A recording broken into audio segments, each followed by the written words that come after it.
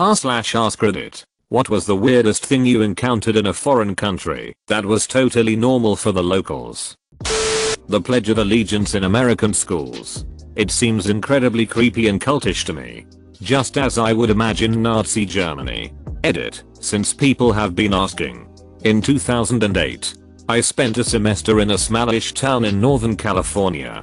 I'm German and any form of patriotism is frowned upon there. As you might expect. German schools talk a lot about the Nazis in history class. Feels like 50% of the history curriculum is about that. On my first day at an American high school, I was completely unprepared for this. I had heard about the pledge at some point, but didn't actually expect it to be so common. So there I was. New kid in class. Unfamiliar with the language and the culture. Thousands of miles away from home. Incredibly nervous.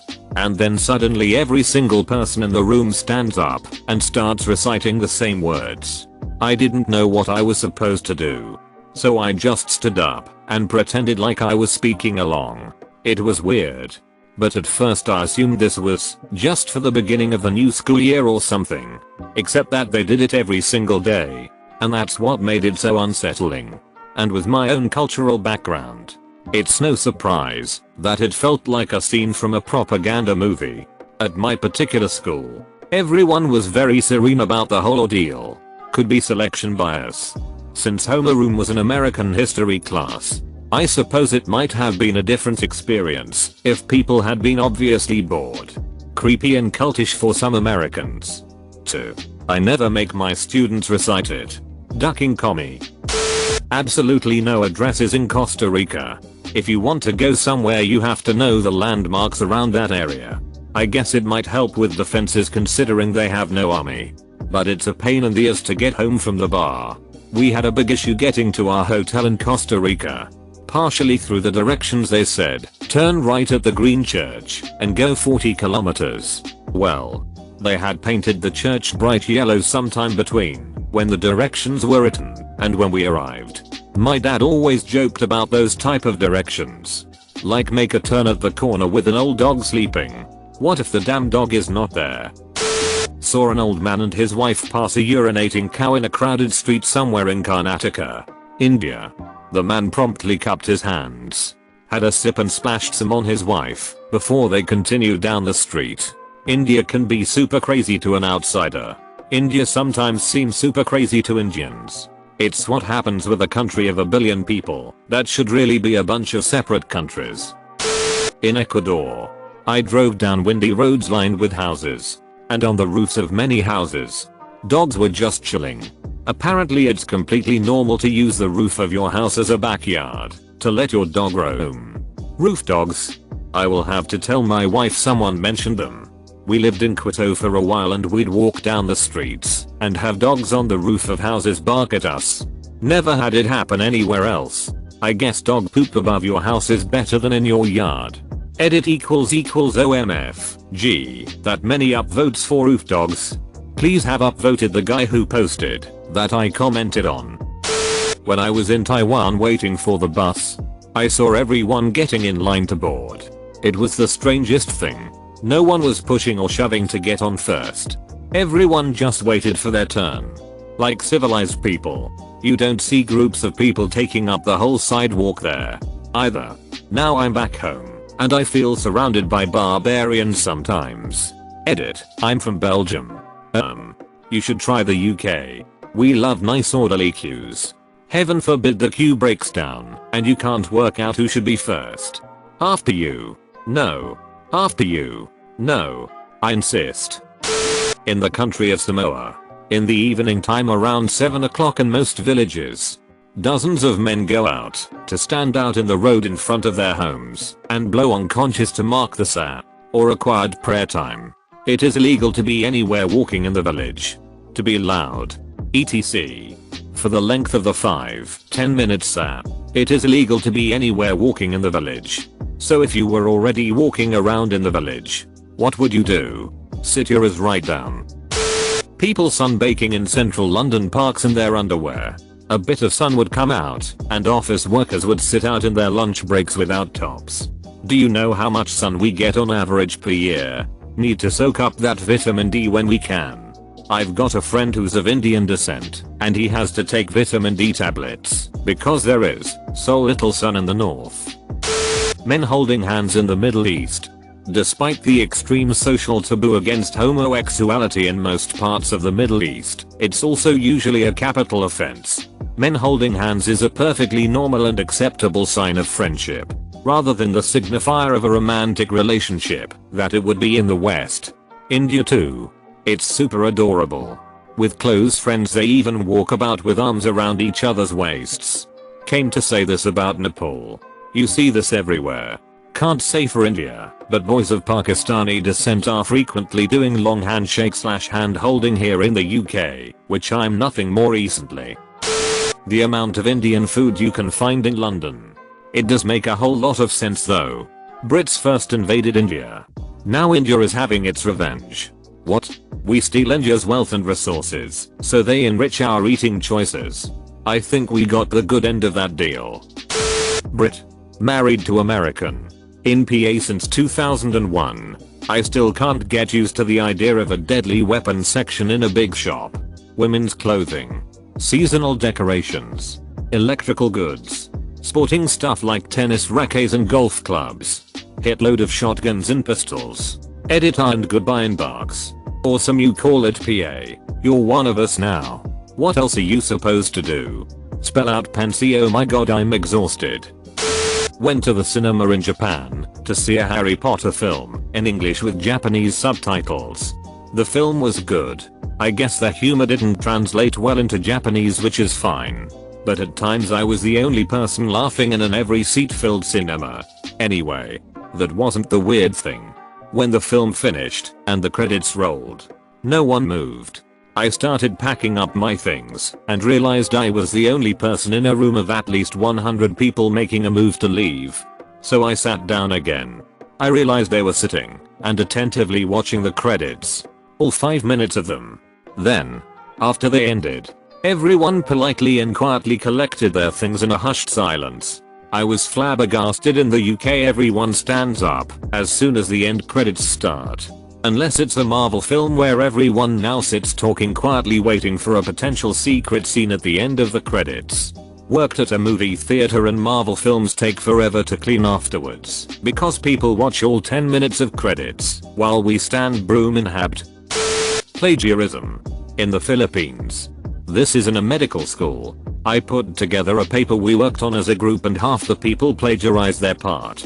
I talked to my friend about it and she said students here can even pay people to write their senior thesis papers for them. I talked to my friends in other groups and they all had at least one person plagiarize their part. So I told my 3 guilty groupmates to rewrite their parts. 2 of them just rearranged the words around. I have never been so mad and disappointed at something school related. Thankfully, we didn't have any other group papers to write. This helps explain why medical degrees from many countries are not as valued. My city has a high Burmese population. My high school physics teacher on career day had us talk to one another about our parents' jobs and made sure we included the Burmese, even though they kept to themselves. My teacher said that you would be surprised. Many of their parents were doctors or lawyers before fleeing. Upon speaking to the kids I learned that they were no longer in said professions because they couldn't perform the same duties to pass the required tests, such as the bar exam, or whatever it is. What you said just made me think of this. Edit. If anyone wants to read at least a little bit more about the topic, Google along the lines of Burma refugees. Fort Wayne, we have a decent population of them that to my knowledge at least are fairly well integrated. Could be completely wrong on that part however. Strip club in Mexico has a fairly sizable altar to Jesus behind the bar. Bleeding heart and all. Edit. Spelling. Hey, if Catholics enjoy anything it's alcohol and X. That and guilt. Catholics love them some guilt. I've been to America and every piece of bread ever is so sweet it's like biting into a cake. Like whatever sliced bread. Whole bread. Hamburger bun, it's ducking disgusting. When I told people they thought I'm a ducking lunatic. And I got deported back. This is interesting because I feel the exact opposite. When I moved from Korea to the US I realized how different bread is. Which is something I'd always thought was pretty universal. Turns out the bread in Korea is much sweeter and thicker than what they have in the US. China is same. I found Subway bread tasted odd. Cockfights and openly sold magic mushrooms. In Indonesia. I though it was a scam and tried a magic smoothie. I mean, you cannot sell drug like this on the streets. In a Muslim country. I was hit-faced. Designated dealing streets. United States. Drivers not using turn signals. TVs at bars and restaurants everywhere. Even upscale places. People with full-time jobs getting like 10 days off a year. A majority of people eating out for lunch every day. Apparently it was common knowledge you should not rely on the bus to get anywhere. Plus only very poor and homeless seem to ride it. Duck those assholes who don't use turn signals. It's a pet peeve of a lot of Americans to see others do that. Actually. Probably not the weirdest. But London not having any trash cans is certainly interesting. Well yeah, we kind of got tired of certain people putting bombs in them all the time. They're coming back now though. Clear plastic bags with just a fixed hoop at the top mean you can see inside. Germany, drinking tap water daily. You will die if you try that a single day in my country. France, kissing openly in public. You will be celebrity and may be punished legally if you try it in my country. I can't think of a place where I haven't drank tap water in Europe. I can't think of a place in Europe where one couldn't openly kiss. From the Netherlands. But our tap may be one of the best in the world. I drank tap water in France for example. But it tasted weird / chlorine like. We thought it was weird while traveling around the UK to see flocks of sheep on the hillsides with their fleece spray painted a variety of colors from town to town all across the land. It's generally just a way for a farmer to identify his sheep in case they escape. It's also so he knows which sheep he's already dipped pesticide or which ewes he's allowed to be with a ram. So he knows which ones to keep an eye on for lambing. And sometimes it's because of football, which ewes he's allowed to be with a ram. The paint would be on their backs in those cases. The way it works is the ram is equipped with a bag full of paint strapped to his stomach before being let loose in a field full of ewes. A week later, the farmer comes back and all the ewes with paint on their backs are put to one side. The ewes without paint on their backs are taught to apply makeup and sway their hips when walking. I lived in Korea for a few years, and one small cultural difference that takes getting used to is sharing food. Most restaurants serve food family style, so you're all sharing plates / bowls / etc. Except for your rice. Getting used to sharing plates is pretty easy as you're picking food off with your chopsticks and don't really touch the other food. But to me sharing soup took a little longer. Well it would if you were using chopsticks. Japan. The lack of public trash cans. I come from Denmark. And there is a trash can at every bus stop. Every street. Everywhere. You rarely have to carry something around for more than a few minutes at most. But in Japan, I found less than 3 public trash cans during the months I was staying there. The Japanese people are just like, oh, yeah. Just put it in your bag or in your trash when you come home. And oh my god. The fake bad noise is being played by speakers hiding in bushes and trees everywhere. I only really experienced this in Kyoto and nearby places. But all over Japan, there are some kind of tweeting / chirping sound coming from the pedestrian crossings. Maybe to aid blind people. People vacuuming the outside areas of train stations. Yes.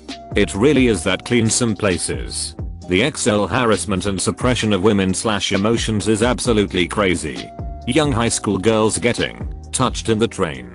Women sitting in the corner of stores crying their eyes out and everybody else just pretends that they aren't there. One of my female Japanese friends, teenager, was being followed by an old man who asked her if she wanted to duck her for a couple $100. She just ran away and didn't report it to the police because that's just how that part of the city is. And there is nothing you can do and so on. Some girls say that they experience XL harassment basically every week in the train on their way to school or work. And it has just become routine. They don't even say anything or do anything. The outright racism was what caught me off guard. It was generally polite and mostly just consisted of small scale segregation. Like, you're walking along with friends. You try to enter a shop and someone walks up to you and says, "Sorry, Japanese only." Nobody batted an eye. It was just totally normal. So I just ducked off and went to another shop. Aside from that though, the young people were friendly and the old people were helpful, if not overly warm. You could buy air from a vending machine on the street. And I'll be damned if that wasn't the cleanest country imaginable. Like, no trash anywhere. Not even a cigarette butt. Edit, but. Edit 2, for all of the folks who seem to be seriously but hurt over this comment. I'm not implying that Japan is some sort of backwards, racist horror show. What I described were isolated incidents over an extended period of time. And yes, what I described did actually happen. More than once. Furthermore, I spent enough time in Japan to understand the difference between their politeness and rudeness standards. When I described it as generally polite, I simply meant that it didn't resemble the incidents that you see in the US media. I don't care if it never happened to you or your 1500 white friends living in every Japanese prefecture. It happened to me. And frankly, I couldn't have cared less about that either. Most of the people I interacted with were friendly or cordial at the very least, and I had a great experience there. But there were a few assholes. Get over it. America, that tiniest door gap in the toilet cubicles. Had a few awkward glances between me and a work colleague between those gaps. Just plain weird for a British person. It's weird for Americans too. When I was in Germany, the bathrooms at my university had stall doors that sealed completely. It was luxurious as duck. Ducking. Like and subscribe.